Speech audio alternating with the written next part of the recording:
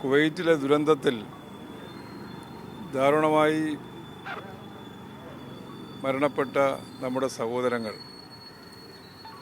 അതിലെ കുരിയാത്തിയിലെ അരുൺ ബാബു ഉൾപ്പെടെ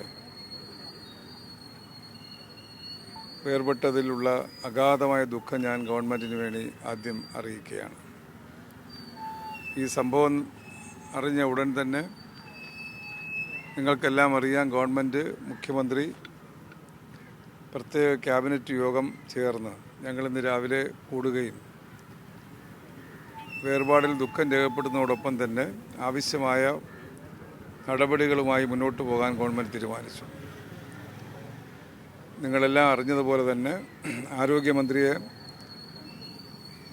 ആ സ്ഥലത്ത് നേരിട്ടെത്തി ആവശ്യമായ എല്ലാ പ്രവർത്തനങ്ങളും ഇടപെടാനും ശ്രീ ജീവൻ ബാബു ഉൾപ്പെടെയുള്ള ഉദ്യോഗസ്ഥരും അതിൽ പങ്കെടുക്കാൻ വേണ്ടി നിശ്ചയിക്കുകയുണ്ടായി. കുടുംബത്തിൻ്റെയും കുടുംബാംഗങ്ങളുടെയും നാടിൻ്റെയും ദുഃഖത്തിൽ ഗവൺമെൻറ് പൂർണ്ണമായും പങ്കുചേരുകയും ആ മരണപ്പെട്ട ബോഡികൾ എത്രയും വേഗം നാട്ടിലെത്തിക്കാനുള്ള ശ്രമങ്ങൾ നടന്നു വരികയുമാണ്. രാവിലെ ഈ വിവരം അറിഞ്ഞുവെങ്കിലും ഇത് സംബന്ധിച്ച് വ്യക്തത ഉണ്ടാകാത്ത സാഹചര്യത്തിലാണ് അരുൺ ബാബുവിൻ്റെ മരണം നമ്മുടെ നാട്ടിൽ വ്യാപകമായ റിപ്പോർട്ടിലേക്ക് വരാത്തത്. എന്നാൽ മരണപ്പെട്ട പട്ടികയിലെ ലിസ്റ്റിനകത്ത് നമുക്ക് കാണാൻ കഴിഞ്ഞുവെങ്കിലും അത് ഒന്നുകൂടെ ഉറപ്പിച്ചതിന് ശേഷം മാത്രമാണ് ഞങ്ങൾ ഇവിടെ നേരിട്ട് വന്ന് കുടുംബാംഗങ്ങളെ അറിയിക്കാനും ആവശ്യമായ കാര്യങ്ങൾ ഗവൺമെൻറ് ചെയ്യുന്ന കാര്യം അറിയിക്കാനും വേണ്ടി തയ്യാറായിട്ടുണ്ട്.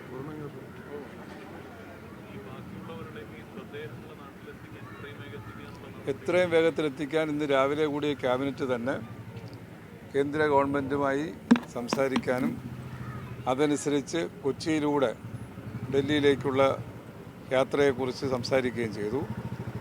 എന്തെങ്കിലും അസൗകര്യം ഉണ്ടായാലും ഗവൺമെൻറ്റിൻ്റെ ചിലവിൽ വീട്ടിലെത്തിക്കുന്നവരെയുള്ള നടപടികൾ ചെയ്യാൻ വേണ്ടി തീരുമാനിച്ചു.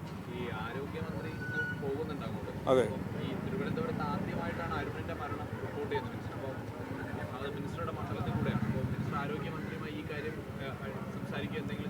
ആരോഗ്യമന്ത്രിയുടെ ശ്രദ്ധയിൽപ്പെടുത്തി ആരോഗ്യമന്ത്രി അതോടൊപ്പമുള്ള ടീം വിവരങ്ങൾ അപ്പോൾ തന്നെ അറിയിക്കാൻ വേണ്ടി എൻ്റെ PAയുടെ നമ്പറും കൊടുത്ത് ഞങ്ങൾ സംസാരിച്ചിട്ടുണ്ട്. ഈ അരുൺ ബാബുവിൻ്റെ ഭാര്യ വിനീത പൂവത്തൂരാണ് വീട്.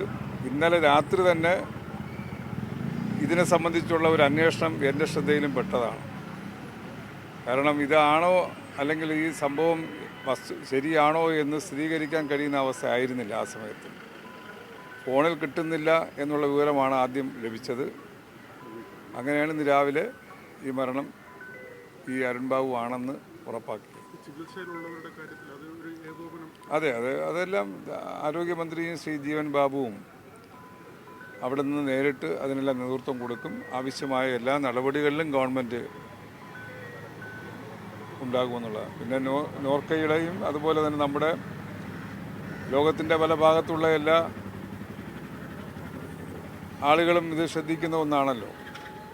നമ്മളെവിടെയാണെങ്കിൽ അവരുടെ സമ്മേളനം നടത്താൻ വേണ്ട നടപടികളുടെ ഇടയിലായതുകൊണ്ട് തന്നെ എല്ലാ വിഷയങ്ങളും കുറച്ചുകൂടെ വേഗതയിൽ നടത്താൻ കഴിയുന്ന സാഹചര്യം ഇപ്പോഴുണ്ട്.